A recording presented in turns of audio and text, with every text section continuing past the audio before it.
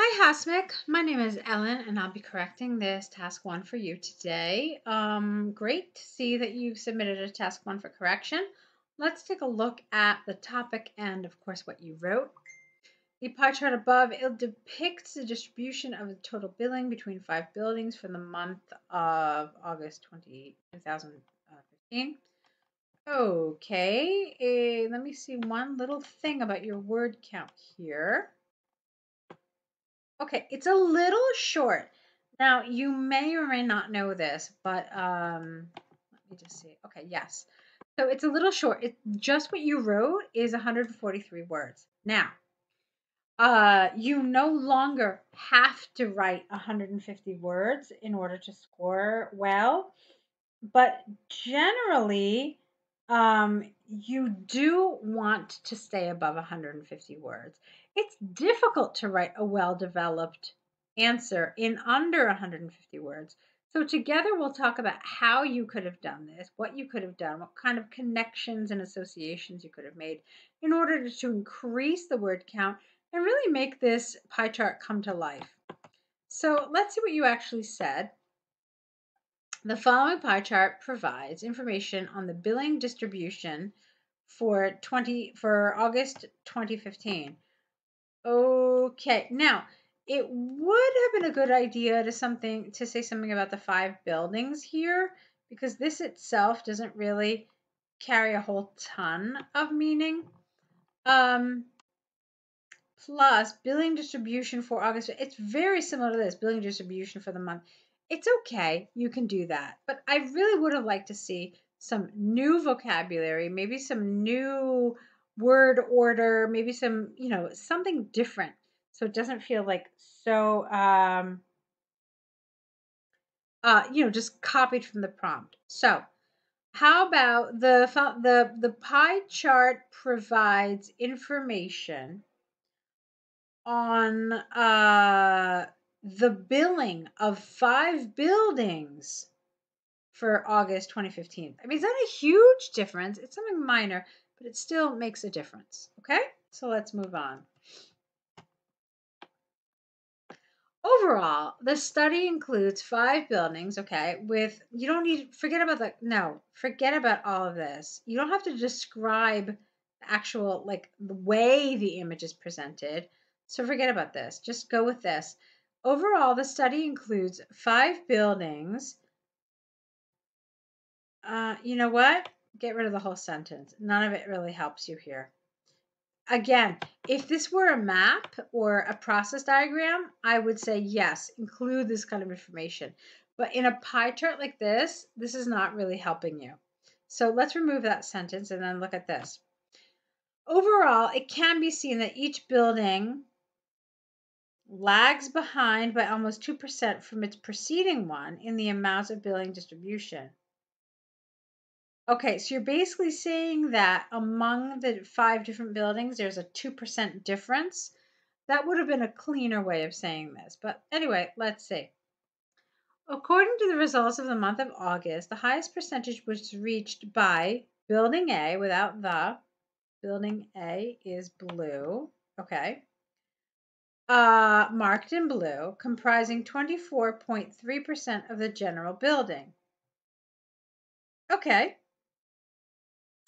Buildings C and E, marked with orange and violet colors, come second and third according to their billing amount, each reaching 22 and 20.1 respectively. What comes to the buildings with the least billing distribution, buildings B and D in red and green take almost 2/5 of their chart with just a 0.8 difference between the published amounts. Okay. So I think you're focusing too much on the imagery and not really on the numbers. So what I'd like to do, Hasmik, is kind of show you what you could do with this and how you can make this be more meaningful and provide comparisons and other information that would make this really stand out. So let's try it again. The following, let me change that. The pie chart provides information on the building distribution of 5 buildings for August 2015. Overall, it can be seen that building A had the greatest percentage of building, whereas building D had the least. Full stop, let's move on. Or you could say overall, while billing was relatively evenly distributed among the 5 buildings, building A had the greatest percentage, while building D had the least. So this is how you create a good overview, okay? Because there's not huge differences between these. You were right that it's about like 2%, 2%, 2%. But this is a nice, clean way of saying this. So then you can get into the details. And then when you get to the details, you say something like this.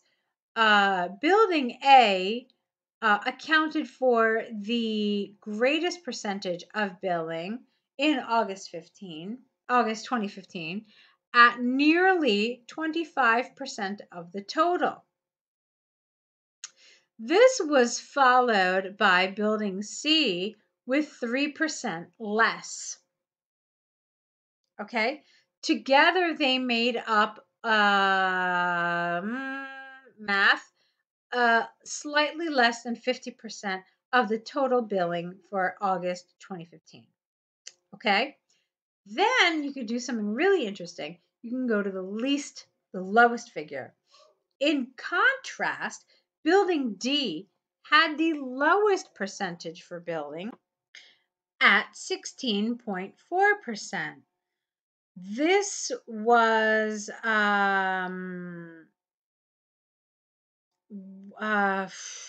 followed by building B, which had 0.8% more. Okay? And then you don't have to say what the number is. You've done that kind of mathematical equation. So you can just say that. Then what's nice to do is sometimes maybe, you know what? No, let's hold off on that. Then the last remaining building was building E, which accounted for 20% of the billing. So together, buildings E, D, and B made up 50% of the pie chart, or of the expenses, or of the billing. Okay, so you could say that. So what you're trying to do here is you're trying to group things together, make connections, and you have to kind of look at the figures to see what kind of connections are the most relevant. So in this particular one, doing things like this, well, oh, these made up less than 50%. And then, oh, well, these made up 50%. They might not have made up 50% exactly. I'm not really sure. I have to do the math. You could have said they made up slightly more than 50%, depending on what their numbers are. Or try to find other sorts of connections between the numbers. You could say maybe that, it doesn't really work here, but that something was 1/2 of another figure. Things like this. You want to make connections. That's the key thing to remember here. Okay. Let's see if there's anything else I want to talk to you about in this pie chart. Okay, yeah, there is one thing. You included a lot of information that was not relevant and that would not appear on an actual IELTS official test.